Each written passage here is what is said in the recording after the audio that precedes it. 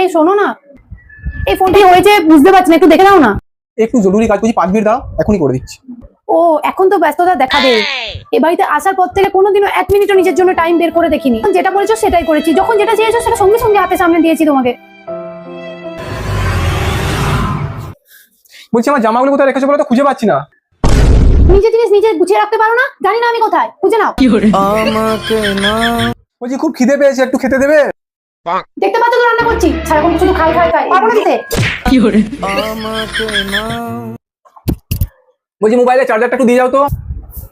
তোমার চাকর পেয়ে গেছো নাকি আমাকে? সবসময় খালি এটা চাই ওটা চাই, নিজে এসে নিয়ে যাও।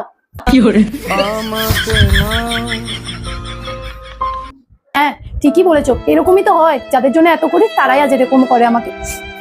দাও দাও দাও, তোমার ফোনটা আগে দাও, তোমার ফোনটা আগে করে দিই। দাও।